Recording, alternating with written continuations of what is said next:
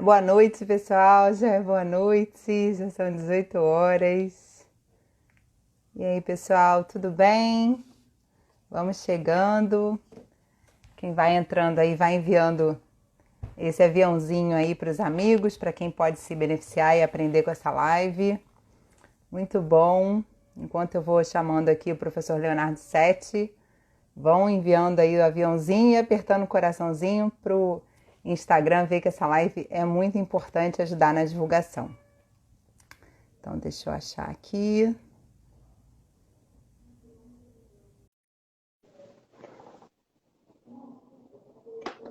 Queria saber se vocês estão me ouvindo bem. Dá um feedback aí, por favor.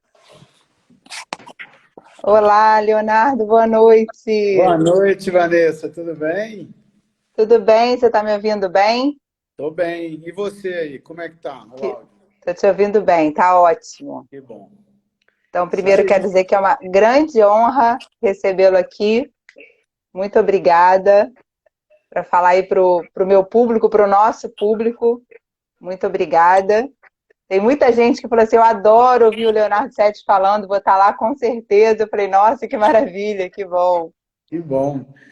É um prazer estar aqui conversando um pouquinho com você, trocando ideias, né, a respeito de temas que eu particularmente sou fascinado, que liga tudo, né, todas as profissões. A gente está falando de um sistema aberto, né, um sistema facial, que vai ligar a terapia manual, o sistema de movimento, quem trabalha só com cinesiologia, osteopatia, quiropraxia, enfim. Todos já trabalham com o sistema facial, né? Então vai ser um prazer a gente aprofundar um pouquinho aí em alguns temas bem interessantes, né? E que eu tenho certeza que vai acrescentar, pelo menos, alguma coisa ou clínica ou na mudança, né? De ver o mundo aí. Essa é a ideia sempre, né? Prazer estar aí Com com você certeza. e Eu que vamos, agradeço. vamos divertir junto aí essa uma horinha. Isso, pessoal, eu quero agradecer a quem já entrou aí. Ney, já te vi. Um beijo grande. Ney foi meu jogador lá no Vasco. Uma honra ter você aqui me assistindo. Assisti sua live hoje também, Ney. Muito bom. Tem muita gente aí querida entrando. Obrigada. Vamos ajudando aí a divulgar para cada vez mais pessoas poderem ter acesso a essa live, que com certeza vai ser maravilhosa. Léo, vou te apresentar aqui. Então, o professor Leonardo Sete, ele é fisioterapeuta, especialista em osteopatia, sócio fundador e diretor da Academia Brasileira de Fáscias. E antes do Leonardo dar o show dele, eu quero dizer como que eu ouvi falar de você a primeira vez, como que eu conheci você virtualmente. Então, o tema de fáscias é um tema que sempre me interessou muito. Eu já sou professora já há quase 20 anos. E fiz o curso, fiz o início do curso do Esteco, fiz um pouco do curso do Trilhos Anatômicos. E aí, no meu último ano da osteopatia, uma amiga da minha turma falou assim, estou fazendo um curso da AB Fáscias com Leonardo Sete, você precisa fazer, Vanessa, porque é maravilhoso. E aí fiquei com aquela pulguinha atrás da orelha, falei, bem, vou pesquisar para ver se dá. E vi quando ia ter o próximo curso, eu ia estar dando aula no final de semana. Aí o próximo curso eu ia estar dando aula no final de semana, eu falei, caramba. Aí um amigo meu, né, quando entrou na quarentena, falou, Vanessa, sabe aquele curso que você queria fazer de fáscias? Eu falei assim, sei. O primeiro módulo é online, agora você não tem mais desculpa, faz o curso. Aí ele falou, vou fazer também. Eu falei, beleza. Aí a gente começou a fazer juntos, eu estou amando. Então Que quero bom. parabenizar você e o Cris pelo curso. O curso é realmente maravilhoso. Que bom. Depois, no finalzinho, eu vou te pedir para você falar um pouquinho como esse curso apareceu, como que foi ele na sua vida. Mas eu queria que Sim. você falasse um pouquinho de você, e aí, como você for falando de você, você já entra na fáscia e já fala como está tudo relacionado, interligado aí pra gente. Então, desde a formação, né, como estudante de fisioterapia, na verdade, a gente já na graduação a gente tem tudo muito segmentado, né? O ser humano muito dividido, a gente tem fisioterapia respiratória, ortopedia, parará, e tudo bem segmentado, como é o modelo médico atual, né? E já desde esse momento algo me desconfortava internamente, porque eu achava que realmente Se você saber as partes, ajudava no entendimento do ser humano, mas tinha que ter algo para ligar isso tudo, algo que conseguisse fazer de um músculo, de um sistema músculo-esquelético, ser diferente de um ser vivo, onde todos os outros sistemas acabam interferindo um no outro. E aí eu conheci a fáscia. Num princípio, com uma visão muito mecânica de interligar o sistema músculo-esquelético, e aí sim a gente vai usar o termo miofacial, para depois entender que aquele tecido, quando eu passava no laboratório de anatomia, entrava no laboratório de anatomia, e o pessoal preparando as peças, o pessoal tirava, às vezes, baldes de um tecido para limpar o cadáver, para deixar ele mais bonito, para ver o que interessava. Eu olhava para aquilo que ele estava retirando e falava, não é possível que isso aí não tem sentido, né? E aí eu comecei a entender, e aí Porque começaram... tudo tem sentido, né, Léo? Não Tudo tem tem sentido. sentido, não tem sentido você limpar um cadáver e aquilo que você julgava fora, que era o sistema facial, tecido conjuntivo frouxo, gordura, enfim, aquilo tinha que ter um porquê tá ali. E depois que eu fui entender que isso entrava para dentro dos órgãos, isso formava uma continuidade com todos os sistemas do corpo. E aí, gente, eu já estou indo além do miofacial, além do tecido conjuntivo que envolve os músculos, eu estou indo além, eu estou falando de todo o sistema facial. Isso é uma coisa importante, eu acho, para a gente já dar o pontapé inicial, porque a fáscia é uma das bolas da vez. Aí o pessoal, tudo é fáscia. E muita gente usa para justificar, não, eu mexi na fáscia.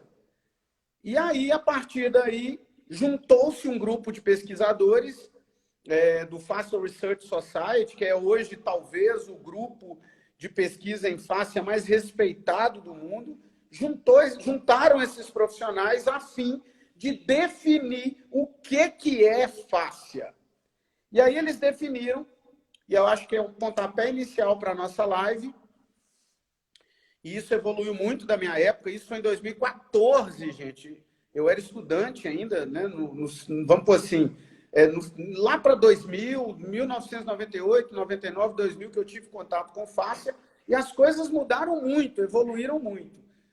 E aí juntou esse grupo no Congresso, né, um ano antes do Congresso de Washington, que foi 2015, juntaram esse grupo em 2014 e definiram o que é fáscia. E eles definiram que fáscia é toda a bainha de tecido conjuntivo dissecável, macroscopicamente dissecável, visto a olho nu. Então, seria como se fosse uma roupagem que envolve estruturas do corpo. A princípio, foi definido como fáscia, a fáscia profunda, que envolve os músculos, a fáscia superficial, que está abaixo da pele, as fáscias viscerais, que todo mundo conhece, peritônio, pericárdio, pleura, e as fáscias neurais a nível do sistema nervoso central, tanto a nível de crânio quanto de medula, que seriam as três meninges, dura mater, pia mater e aracnoide. E além disso, desse termo do que é fáscia, eles definiram um conceito de algo mais amplo, que é o que eles chamaram de sistema facial. O sistema facial, então, é algo que é tudo que eu falei que era fáscia, faz parte desse sistema facial. E, além disso, tecidos não dissecáveis anatomicamente. Tecido, por exemplo, como tecido conjuntivo frouxo, que não tem uma forma bem definida, que entra para dentro dos tecidos do corpo. Por exemplo, a derme, que forma a pele, né? Lembrando que a pele é formada da epiderme e da derme. Então, a derme faz parte desse sistema facial. Assim também a gordura e o tecido conjuntivo frouxo, que fica na hipoderme ou tecido subcutâneo. Faz parte também desse grande sistema facial. E também o tecido conjuntivo que organiza o nervo periférico, internamente o músculo, que é o epimísio, perimísio, endomísio, epineuro, perineuro, epineuro e endoneuro, a nível de nervo periférico. Então, isso tudo que não é dissecável macroscopicamente é chamado de um grande sistema facial, junto com a face especificamente. Então, para a gente começar a definir, eu acho que é importante colocar essa pauta da nomenclatura. E uma coisa para fechar essa pauta que eu acho muito interessante também, importante de ser falado, é que todo esse sistema facial vem de uma origem embrionária em comum, ou do mesoderma, ou das células mesenquimais do ectoderma da crista neural craniana. Então, a fáscia, os ossos, os músculos da cabeça e do pescoço, nos mamíferos, vem de uma origem embrionária completamente diferente de todo o tecido facial, muscular e ósseo do resto do corpo. Todo o corpo vem do mesoderma, daqueles 3 folhetos embrionários, ecto, meso e endo. Todas as faces do corpo vêm do meso. Porém, as fáscias da cabeça e do pescoço vêm do ectoderma, das células da crista neural craniana que migram para a região da face para formar essas estruturas. Isso somente nos mamíferos, o que nos permitiu vários acréscimos filogenéticos. Por exemplo, musculatura mímica, facial, uma grande articulação das palavras, e isso tudo com um grande objetivo de socializar. E isso aumentou absurdamente o sucesso da espécie sapiens no planeta, né? E não só dos sapiens, mas dos primatas e dos mamíferos de uma forma geral. Interessante. Muito interessante essa parte. É muito interessante. E olha que legal, Vanessa, eu adoro isso. Vamos lá. Dá para ver a sua paixão falando sobre isso.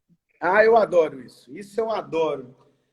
Muitas pessoas me perguntam por que eu estudei muito tempo e estudo muito. Uma das coisas que eu mais estudo é embriologia.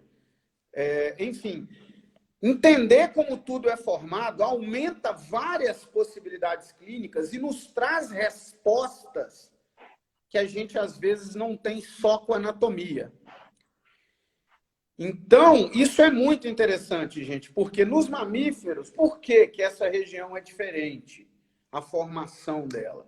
Olha que interessante. Eu tenho o tubo neural e as células da crista neural. O tubo neural vem do ectoderma, né? Tanto o tubo neural quanto as células da crista neural.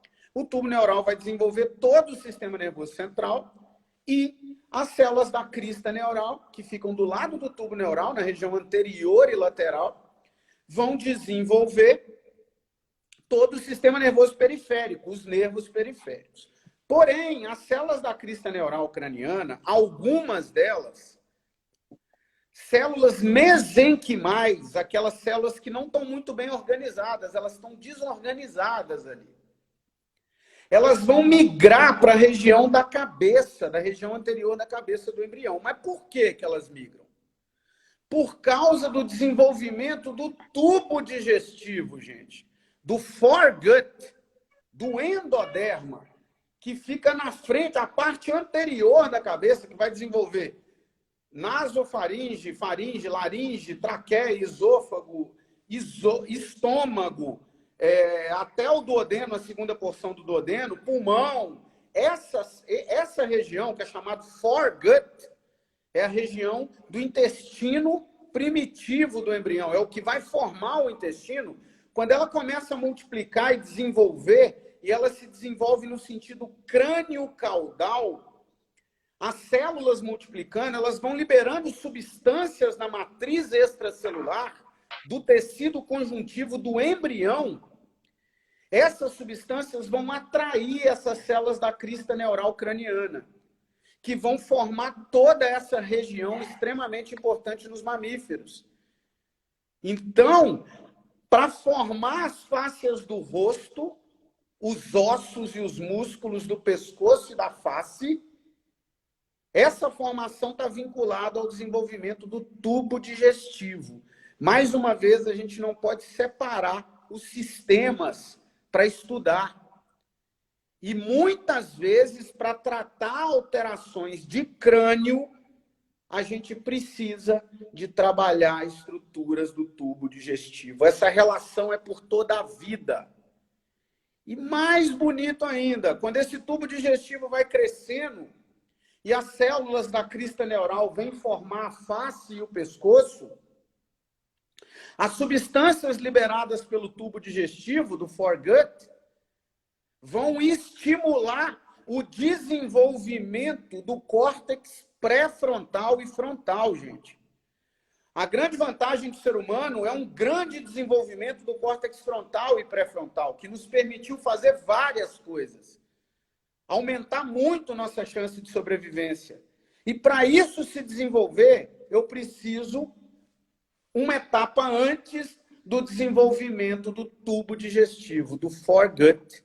Porque essas células, à medida que elas vão desenvolvendo, a relação delas com a matriz extracelular, elas vão liberando substâncias, fatores gênicos, que vão influenciar as células agora do tubo neural craniano, que formam o cérebro, a formar o córtex frontal e pré-frontal.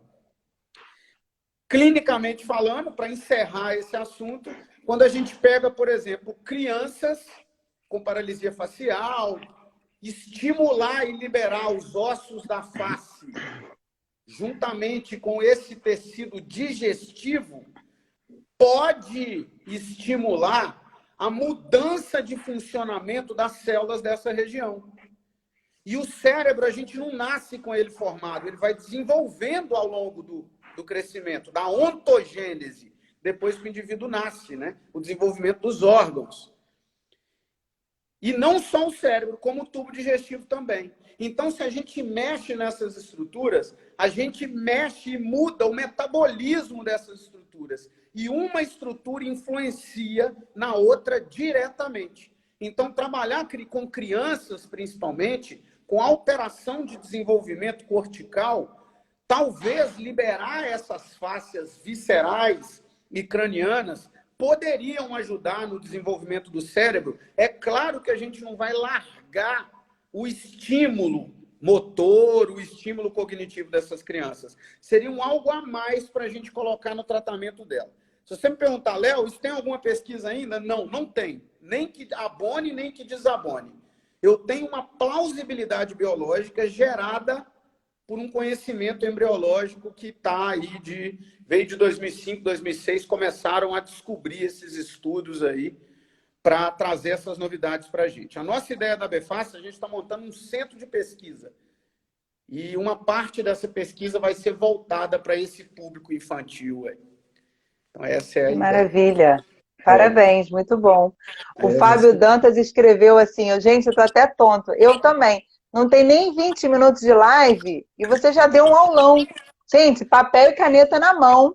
Essa live vai ficar gravada, tem que assistir de novo. Falo isso em todas as lives, tem que assistir de novo.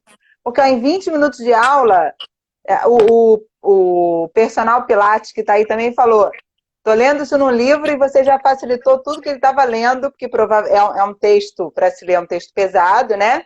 E aí você falando fica muito mais fácil. Então, assim, um aulão. É pesado. A gente, infelizmente, não é estimulado a estudar embriologia. Sim, a gente tem medo da embriologia, né? Porque a gente acha difícil. E aí a gente acaba não estudando. Na osteopatia, quando eu tive aula, não sei se foi assim com você também, várias perguntas que eu perguntava, professor, não entendi isso e tal. Ele falava, isso é da embriologia. Eu falo, mas e aí? Me explique. Então, ele fala, não, embriologia eu não sei, é muito difícil.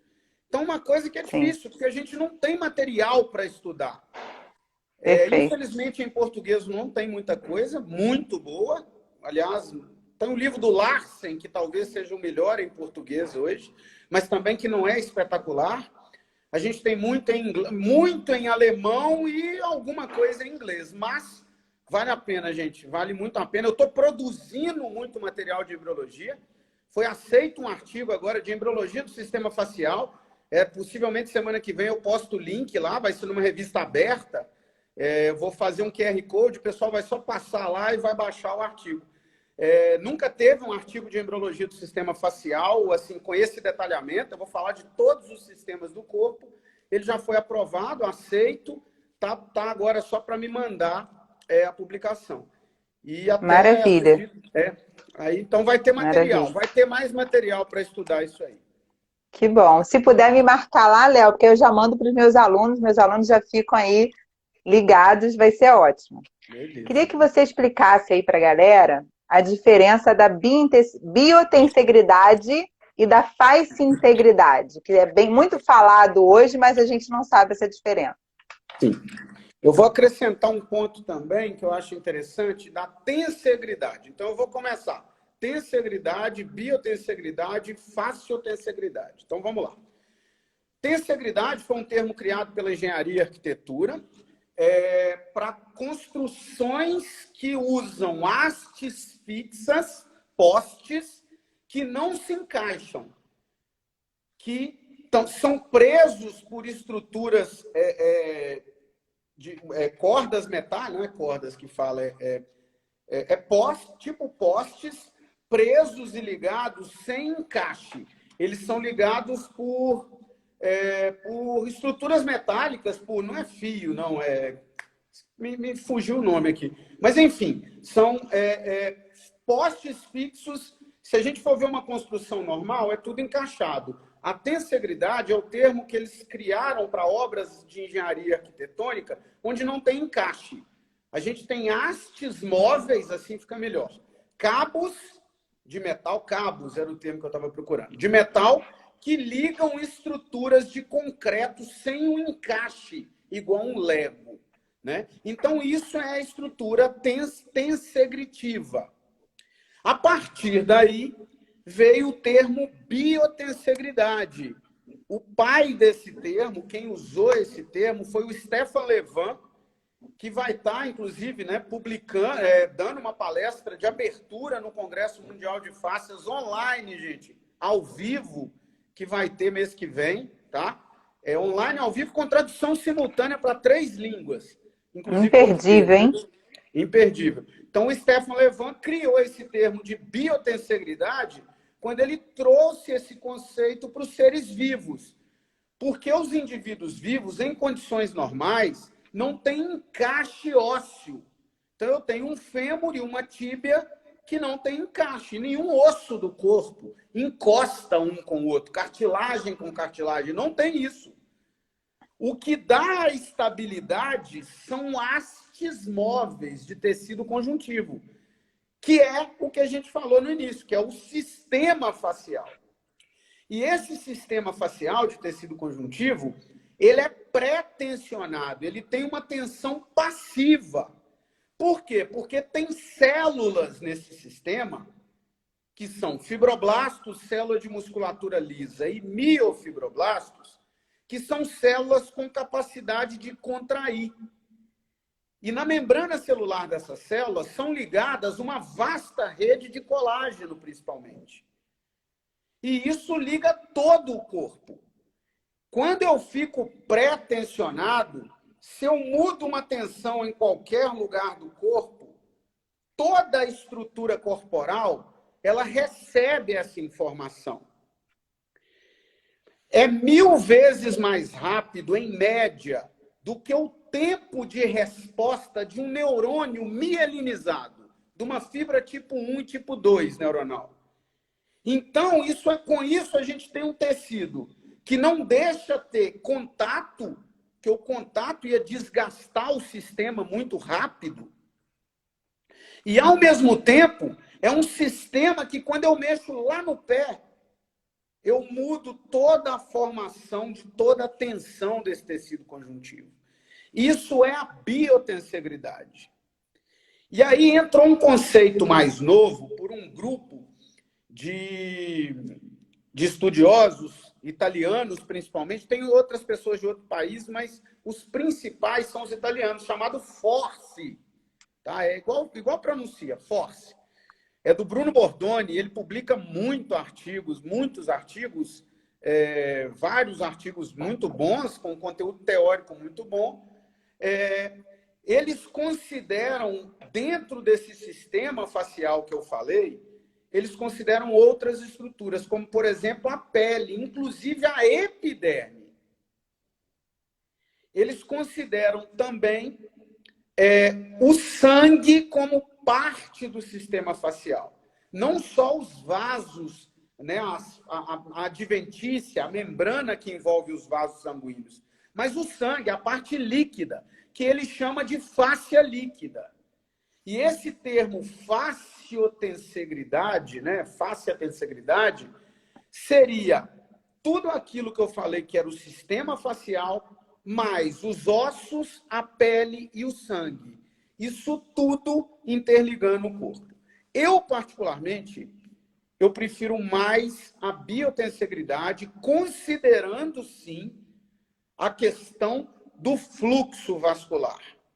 Mas a epiderme, na minha opinião pessoal, ela não seria parte desse sistema.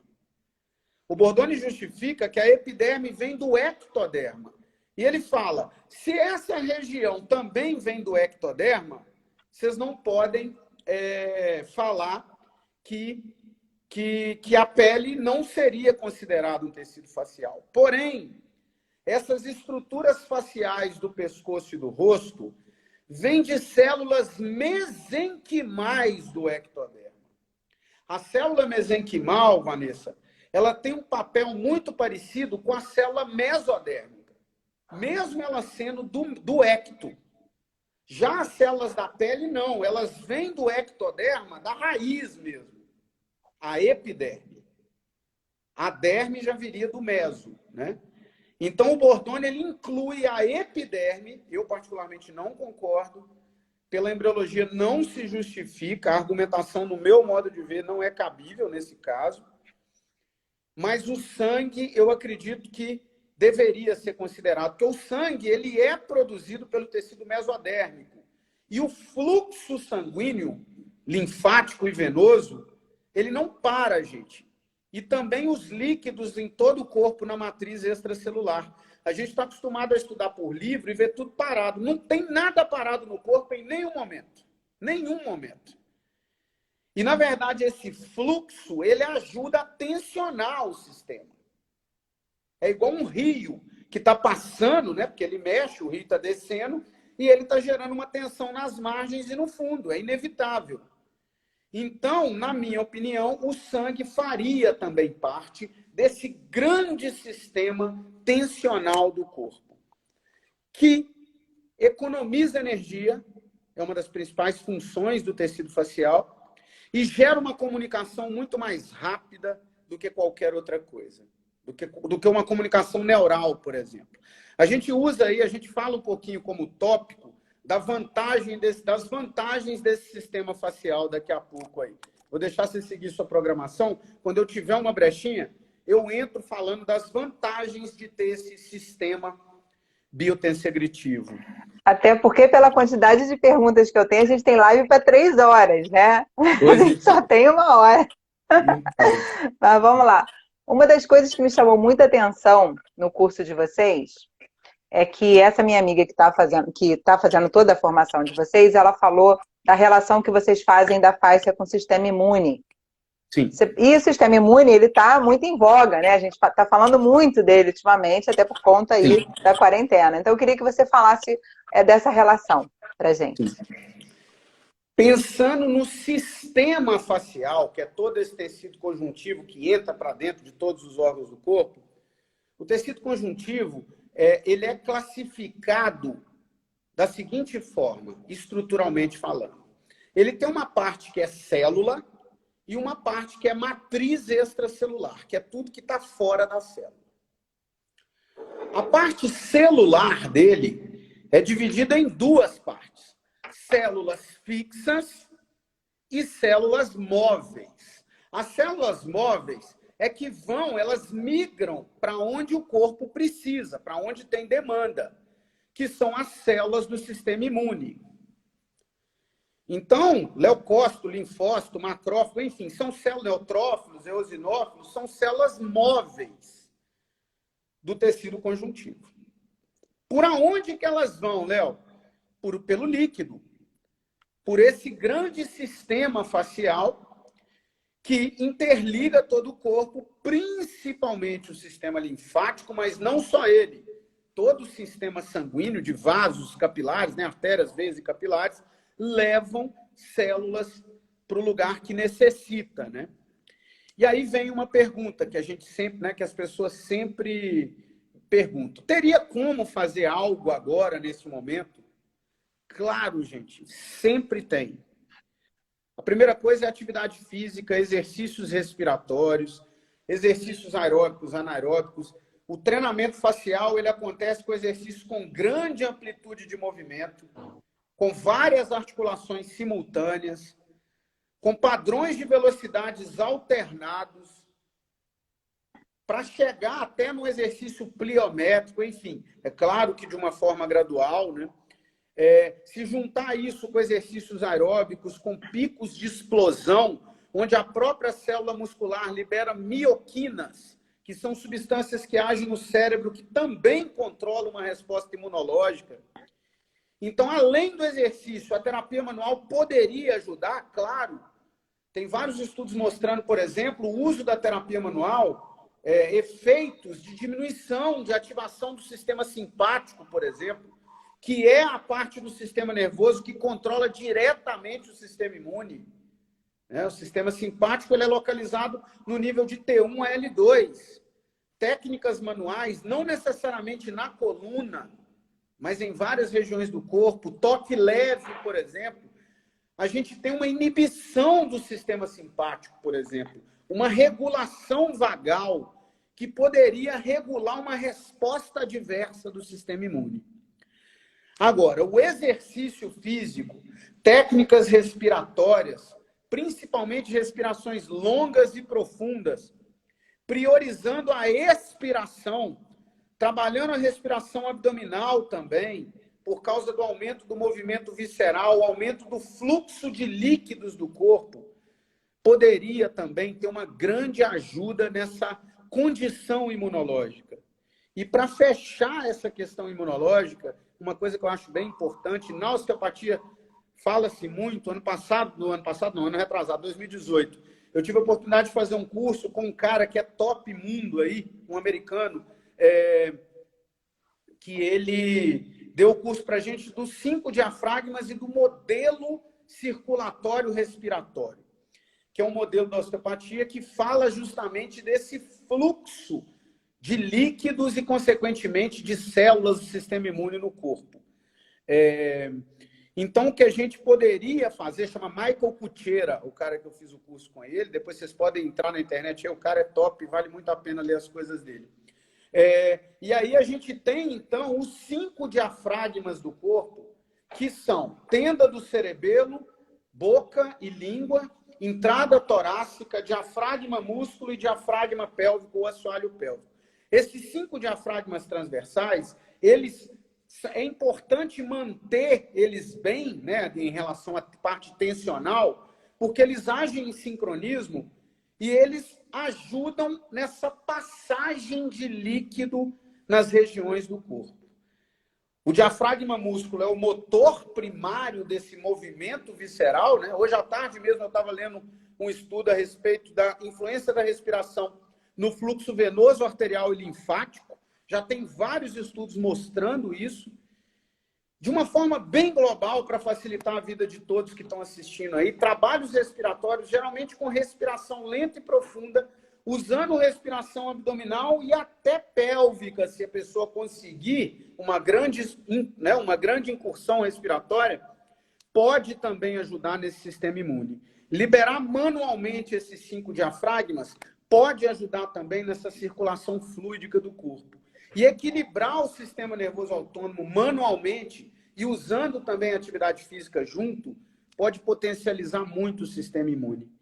Eu gosto muito de falar o seguinte, o corona está aí, a gente faz o possível para tentar não ter nada, enfim, nos proteger nossa família, nossos pacientes e amigos, porém, sabe-se muito pouco dele. O que a gente sabe e tem condição de afirmar é que, se eu estiver bem, a paulada possivelmente vai doer muito menos. Eu estava Perfeito. conversando com um cara muito bom da educação física, um cara top mesmo a respeito disso tudo, e ele falou assim, Léo, você já leu algum estudo mostrando do corona? Indivíduos que treinam, que fazem atividade física com frequência já há algum tempo, de ter tido algum sintoma ou ter sido internado em CTI, tem alguma estatística disso? Eu não vi. Se alguém tiver, bota lá depois, me manda lá no Instagram, que eu gostaria, se tiver alguma pesquisa a respeito disso, porque realmente é uma ideia muito interessante.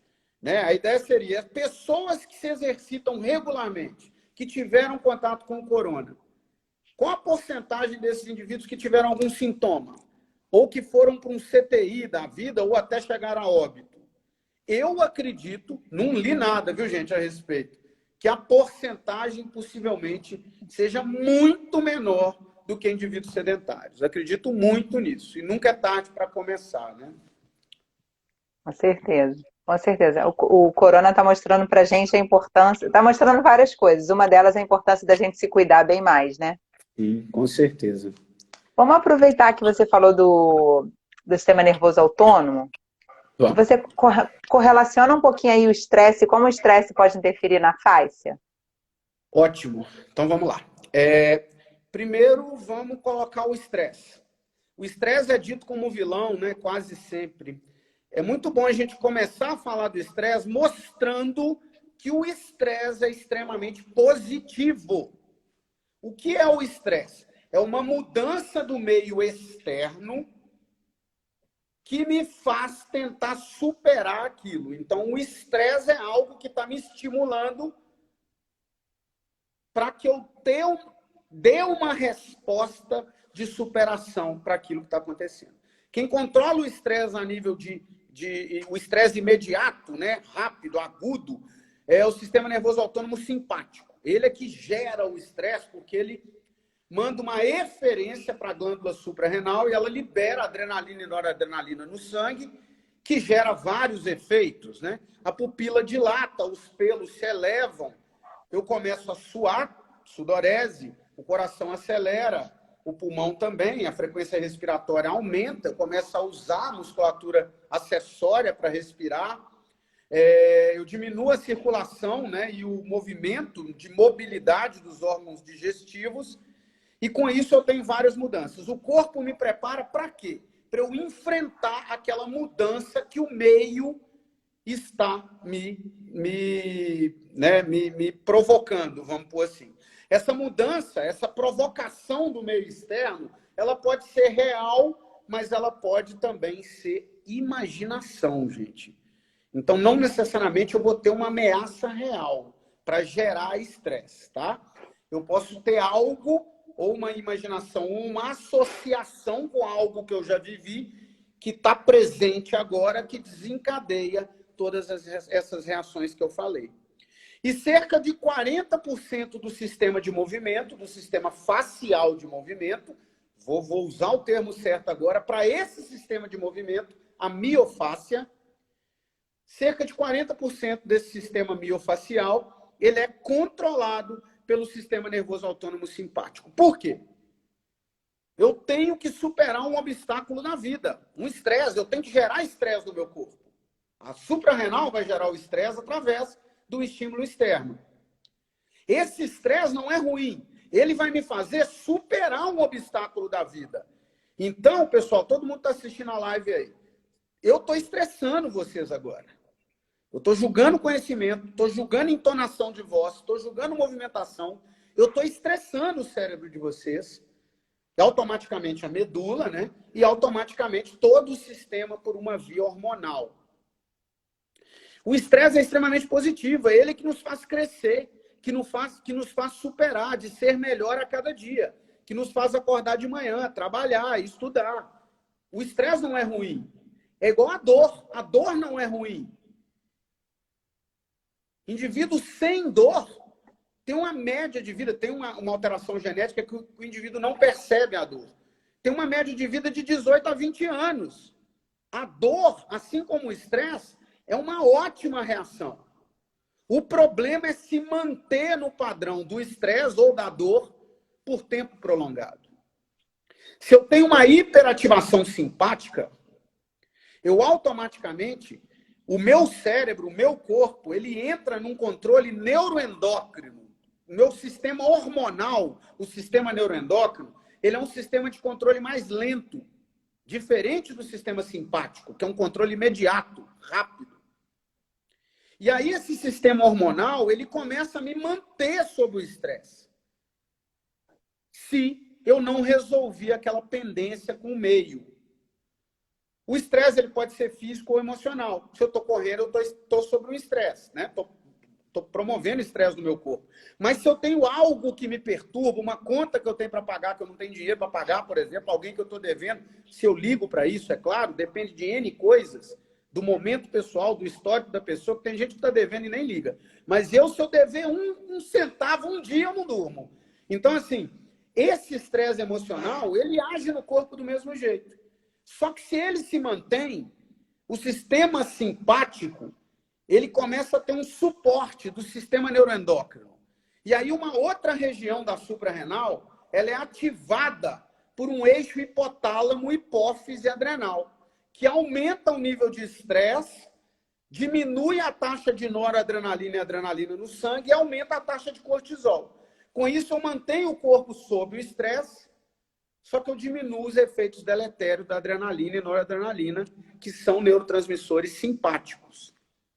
E aí esse sistema neuroendócrino começa a desregular tudo, porque o cortisol, ele é deletério para o corpo. É o corticoide que os médicos mandam muito tomar para dor. Por quê? Porque ele é um hormônio do estresse. Ele te volta para o estresse e isso diminui a dor. É hora de eu enfrentar o leão e não ficar morrendo de dor. Então, se eu aumento a taxa de estresse, eu mantenho o corpo sem dor. Porém, o cortisol, ele diminui a remodelagem óssea. Ele diminui a remodelagem de colágeno. Ele diminui a produção de células do sistema imune. Então, o estresse mantido por tempo prolongado, ele afeta o sistema imune, ele afeta o sistema facial. E toda essa tensão do sistema muscular que é acionada pelo estresse, se eu mantenho isso por tempo prolongado, mesmo o estresse não sendo mais físico, mas sendo emocional, eu tensiono todo esse sistema e ele começa a mudar a constituição dele. Mudam as formas e os arranjos dos colágenos. Tudo vai mudando. Por isso que quando a gente pega pessoas na clínica com o trapézio todo travado, com a boca toda travada, toda dura, isso não é só músculo. Isso é um sistema facial já modificado por causa do estresse. Então, na verdade, a gente tem um amplo sistema. Primeiro, a gente não tem que olhar o estresse como coisa ruim. Segundo, o que a gente tem que olhar é regular o estresse. Regular a resposta dele. Porque ele é importante. Mas, ao mesmo tempo, ele, por tempo prolongado, ele altera todo o sistema, inclusive o sistema facial, né? Não só, eu falei face de movimento, mas é tudo, viu, gente? Face visceral, neural, enfim. O estresse mantido por tempo prolongado vai alterar todo o sistema do corpo aí. Cara, que aula de sistema nervoso autônomo. Eu espero que todos os meus alunos estejam assistindo isso, Léo, porque fenomenal. Vou passar uma tarefa para todo mundo assistir uma live e fazer um resumo, um mapa mental. Tentando dar uma sintetizada, porque é pouco tempo para falar muita coisa, né? Mas... Com certeza. E agora eu vou para uma pergunta que a gente precisa de tempo também, que eu quero que você fale sobre a faixa do Pessoas, relacione com os rins e me fala alguma coisa aí sobre dor. Vamos lá. Vamos lá, isso é maravilhoso também. Vamos lá. 2012, Paolo Tosi, anotem aí, Paolo Tosi, T-O-Z-Z-I. 2012, tem um estudo dele com o David Bongiorno.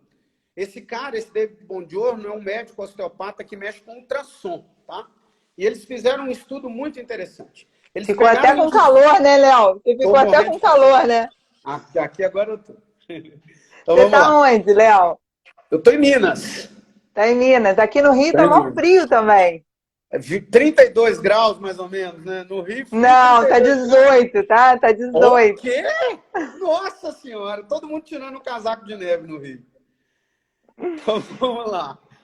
Saudade do Rio, viu? Precisando de ir aí. Passar essa loucura, eu vou dar um pulinho aí no Rio. Vem aqui dar o curso que a gente vai botar um monte de gente nesse curso. Vamos sim. Aproveita e diverte um pouquinho e aproveita e estuda um pouquinho também. Então Isso vamos lá. aí. O que esses caras fizeram? Eles pegaram indivíduos com dor lombar crônica, faziam um ultrassom do fígado com o rim direito e do rim com psoas.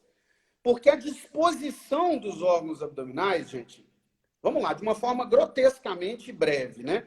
Tudo, alguns dentro do peritônio ou com relação com o peritônio, e o rim, ele está atrás do peritônio. A fáscia renal, ela forma independentemente do sistema digestivo. Ela vem do meso intermediário e não do mesogastro, igual todo o tubo digestivo.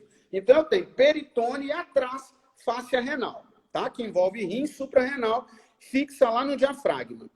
Entre a fáscia renal e a fáscia do fígado, por exemplo, no caso do rim direito, eu tenho o fígado, o meu fígado e o rim direito, atrás dele, a fáscia própria de cada um. Entre essas estruturas, eu tenho o tecido conjuntivo frouxo, que é um tecido desorganizado.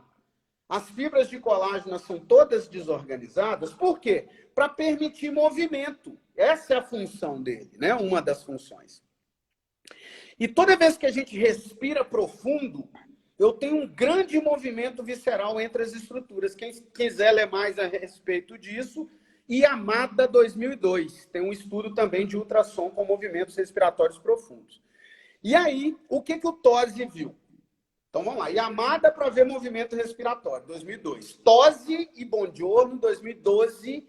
Ele estudou indivíduos com dor lombar crônica. Ele fazia exames de ultrassom e via que tinha em alguns indivíduos, não em todos, uma diminuição do movimento, numa inspiração profunda, no movimento do fígado com o rim direito.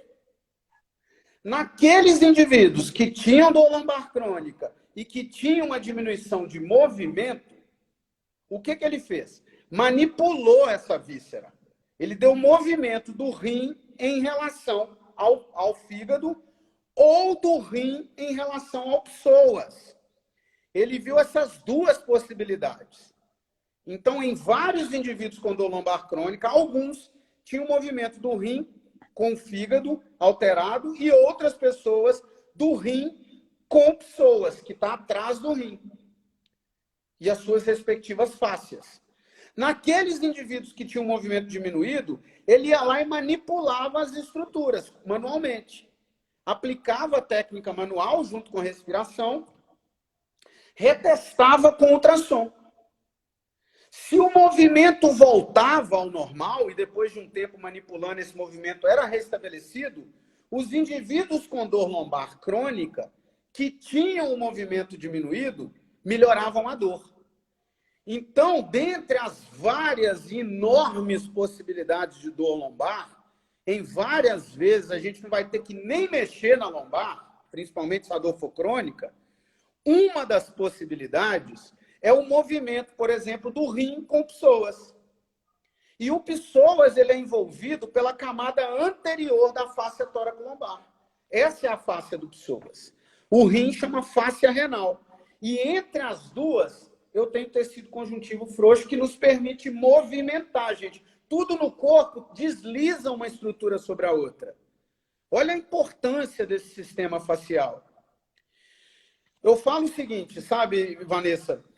Eu já vi muito fisioterapeuta, possivelmente por falta de conhecimento, às vezes, falar assim, fisioterapeuta tem que cuidar da sua área, cada um na sua. Órgão não é para fisioterapeuta, como se a gente tivesse que mexer só no sistema músculo-esquelético, né? Não que o sistema músculo-esquelético não seja importante. Mas aí a gente pensa no seguinte, talvez por falta de conhecimento. A fáscia visceral, análise histológica da fáscia visceral, Carla Esteco e colaboradores 2017, para quem quiser estar assistindo aí, queira baixar o artigo, a análise histológica da fáscia visceral mostram que na fáscia visceral eu tenho receptores chamados corpúsculos passiniformes. O que esses receptores captam? Captam movimento, gente. Velocidade de movimento. Agora, vamos lá. Se eu tenho um tecido que tem receptor de movimento nele, que mexe, que indivíduos com dor, em alguns desses indivíduos eu tenho diminuição de movimento desse tecido, qual profissional que eu tenho que mandar esse paciente? O gastroenterologista? O médico, por exemplo, sei lá, enfim, o Um clínico nefrologista para geral? mexer no rim dele? O hepatologista para mexer no fígado? Claro que não. Movimento é coisa de fisioterapeuta e educador físico, em termos de formação. Perfeito. Cabe a nós darmos movimento para o corpo, independente de onde for, independente de onde necessita. O que algumas pessoas estão fazendo hoje, pela falta de quantidade de bons estudos, aí é outra história. Se eu não tenho bons e vários grandes estudos a respeito, que façam. Porque senão nós vamos cair na mesma história quando criticaram Butler, enfim, a galera da mobilização neural, Shacklock. No início era balela, picaretagem, tecido nervoso é para neurologista. E hoje tem grande aplicabilidade clínica e vários estudos. Eu tive a oportunidade de fazer o curso com Shacklock ano passado. Então, assim, muito embasamento, muita coisa legal. E aí, quando a gente vê, as pessoas estão querendo fazer com as fáscias viscerais, com o sistema visceral, igualzinho tentaram fazer com o sistema neural. Como se cada um tivesse que, dentro da sua obrigação de manter sua profissão e não entrar na do outro, não mexer com outras coisas. Mas a gente sabe que o fisioterapeuta pode ajudar muito em alterações de fala, alterações viscerais, tanto com terapia manual quanto movimento, viu, gente? Eu não estou aqui falando, façam só terapia manual, não. Eu uso muito movimento pedindo padrões de movimento para o paciente executar em casa. Isso é muito importante. Então, a gente não pode lançar a mão e segmentar o ser humano, que o ser humano não é segmentado. Então, aí a gente falou um pouquinho aí do rim com a face toraclombar, a questão de dor, né? Nossa, maravilhoso. Perfeita coisa que tem para falar sobre cada tópico desse, e com um tempo limitado, que fica até difícil de aprofundar ainda mais, né? Mas maravilhoso. Perfeita a sua colocação em relação ao tecido neural. Também tive a oportunidade de fazer o curso com o Shacklock e com o Butler também. E realmente é exatamente isso que você colocou. Não tem como segmentar. A gente está totalmente conectado. E por isso que a face é fascinante, né?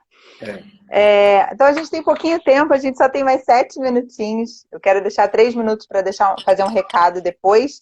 Mas eu queria que você falasse assim rapidamente para a galera aí que não conhece o curso de vocês, que eu queria que você falasse sobre o curso, como que funciona a formação de vocês. Sim.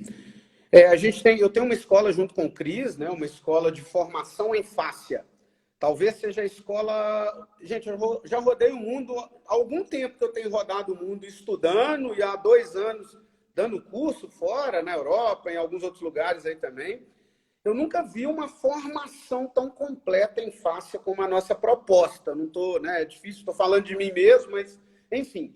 É um curso bem amplo, bem rico, onde a gente tem uma parte online, que é a parte teórica, que não substitui a prática. O que a gente tem que aproveitar, gente, dos momentos, é aproveitar as vantagens que os momentos dão para a gente. Eu aprendi muito nesse momento de pandemia, que o curso online, que eu até dava uma discriminada, eu falava, poxa, curso online, eu estou fazendo um monte, inclusive. Tem alguns cursos que eu ia fazer presencial que eu estou fazendo online. Eu também. O seu, inclusive, muito bom. Não sei se com você foi assim, porque o curso online, eu adoro teoria. Eu acho que a teoria me dá base para que eu possa pintar meu próprio quadro, vamos chamar assim. Perfeito. Né? E aí, o que eu vejo no curso online é que você tem a possibilidade de ter um conteúdo muito rico, muito intenso, e poder ver a hora que você quiser, na sua casa, no seu conforto, volta, vê 1, 2, 3, 4, 5 vezes. Tem um artigo ali que eu referenciei, o curso é todo referenciado. Isso que o Léo falou é massa, tá lá a referência. Dá uma pausa, vai lá, baixa o artigo, apesar de que a gente disponibiliza todos também. Mas, enfim, a ideia é a gente ter módulos online de fáscia, de movimento, neural, visceral e fluidos. A gente divide o curso em 4 partes. Fáscias de movimento, fáscias viscerais, fáscias neurais e líquidos, que é o sistema arterial, venoso, linfático e fluídico. Glinfático também a gente aborda no 8º, né, no 4º módulo. E a gente tem um curso que vai ter todos teóricos, módulos online, e vão ter 2 cursos práticos de cada um desses itens. Isso para quem quiser fazer a formação completa, que a gente oferece a titulação de terapeuta neurofacial. Agora, quem quiser fazer módulos aleatórios, também vai, com certeza, ser bem produtivo de conhecimento aí. Pra vocês terem uma ideia, esse curso aí que a Vanessa está fazendo agora, de referência bibliográfica, dão mais de... Artigos são mais de 400, mais uns 100 e tantos livros, então tem referência para dar com pau aí. Isso a gente fala só de fáscia de movimento, porém, usando os conceitos de biotensegridade, de movimento, de tudo, aí, de diafragma, enfim. A gente vai na embriologia, a gente preocupa muito de dar a base da embriologia, a base filogenética, para depois entrar em citologia, histologia, anatomia, e depois trazer isso tudo baseado em tudo que tem de mais recente nos estudos aí, para um curso que, na minha opinião, ficou muito bom ainda. Sempre tem que melhorar, Muito bom. mas ficou muito bom. No site da ABFAS, vocês têm todas as informações, Léo? Tem. No site da ABFácias tem todas, é www.abfacias.com.br, e tem o Instagram, né, pessoal? Quem quiser, pode seguir lá, tanto a ABFácias quanto o meu Instagram pessoal também. O meu é leo7.fácias e o da ABFácias é ABFácias. É esse que está aí, que você está a live com a gente. Isso. Então, assim, pessoal, Léo, quero te agradecer muito, maravilhoso, te parabenizar e parabenizar o Cris pelo curso, realmente é sensacional, super recomendo, muito bom, vale muito a pena. Obrigado. Então, quero agradecer a todo mundo que está assistindo, pessoal, sem vocês não teria live, vi que tem gente aqui da Bahia, do Rio Grande do Sul, de São Paulo, nossa, uma honra ter vocês aqui. Pedir um favor para o pessoal bater um print da tela e marcar a gente lá, né, Vanessa? Isso, pessoal, com certeza. Esse favor aí pra gente, isso aí é importante, é legal. Muito, né? Importante. Vai perpetuando o conhecimento aí, né? E só um recadinho também que eu gostaria de dar muito rápido, é a respeito do congresso. A gente está organizando, junto com a Círculo, a empresa da Fabiana lá de Porto Alegre, o maior congresso mundial de face online que já teve na história, gente. Todos eles falando com tradução simultânea e ao vivo. Vai ser dia 24, 25, 26 e 27 de setembro, com tradução simultânea para o português, inglês e espanhol, é mundial. E além dos gringos, vão ter grandes nomes nacionais da fáscia e também grandes nomes não só da fáscia. A gente vai ter o Rodrigo Vasconcelos, o Pablo Santurbano, enfim, uma grande variedade de palestras com o tema da fáscia, né? E vai ser espetacular. Tem uma página do Instagram, que é o World Facial Congress. Tem lá na minha página também, no da ABFácias, tem lá o caminho para chegar até lá. Por um valor que não corresponde ao valor que você pagaria nem a passagem para ir para o congresso, né? Tem que aproveitar essas oportunidades, com certeza. É uma oportunidade. E é isso, né? O Instagram vai cortar a gente, então, pessoal, olha, toda quarta-feira, às 18 horas, tem live aqui no meu Instagram, sempre com um convidado fenomenal.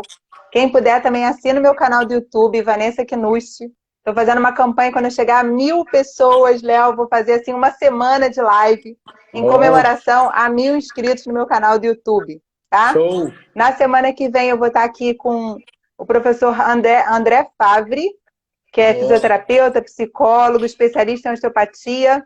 E a gente vai falar sobre a influência do sistema cardiopulmonar nos sistemas do corpo. Léo, vai cortar, ó. Muito obrigada, foi uma honra. Muito obrigado. Você é sensacional. Muito obrigada. Obrigada, pessoal. Um beijo grande para vocês. Até quarta-feira que vem. Com obrigada. Deus, obrigado. Grande abraço a todos. Obrigada.